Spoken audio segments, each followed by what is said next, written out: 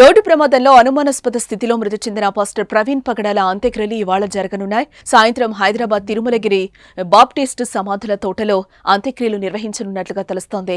మరోవైపు భౌతికాయం సందర్శనార్థం కోసం సికింద్రాబాద్లోని centenary Baptist church వద్ద ఉంచనున్నట్లుగా సమాచారం.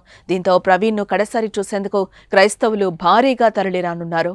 హైదరాబాద్ తిరుమలగిరి సమీపంలోని ఎస్బీహెచ్ కాలనీకి చెందిన క్రీస్తు సందేశకుడు ప్రసంగికుడు పగడాల ప్రవీణ్ కుమార్ మృతి చెందిన విషయం తెలిసిందే.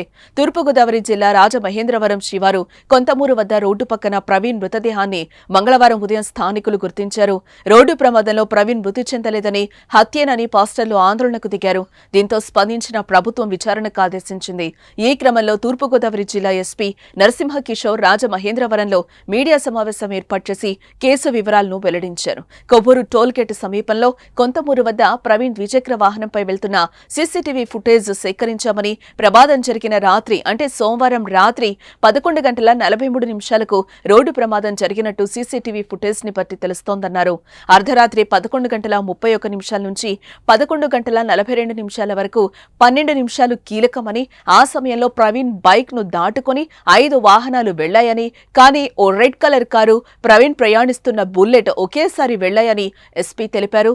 దీంతో ఆ కారు ఎవరిది అనే కోణంలో విచారణ చేస్తున్నామని, ఆ కారును గుర్తిస్తే ఈ కేసులో మరిన్ని వివరాలు బయటకొస్తాయని అన్నారు. ఇలా ఉంటే నిన్న ప్రవీణ్ మృతదేహానికి రాజమండ్రి ప్రభుత్వ ఆసుపత్రిలో పోస్టుమార్టం నిర్వహించారు. ఈ సందర్భంగా ఆసుపత్రి వద్దకు పాస్టర్లు, క్రైస్తవులు పెద్ద ఎత్తున చేరుకున్నారు.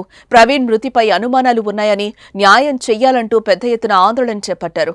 ఒకేసారి వందల సంఖ్యలో రోడ్డుపైకొచ్చి నిరసన వ్యక్తం చేయడంతో స్థానికంగా ఉద్రిక్త పరిస్థితులు తలెత్తాయి. పోస్టుమార్టం అనంతరం భారీ బందోబస్తు మధ్య అంబులెన్స్ లో ప్రవీణ్ భౌతికాయాన్ని హైదరాబాద్ కు తరలించారు. దీంతో ఇవాళ ప్రవీణ్ అంత్యక్రియలు సికింద్రాబాద్ తిరుమలగిరిలో నిర్వహించనున్నారు.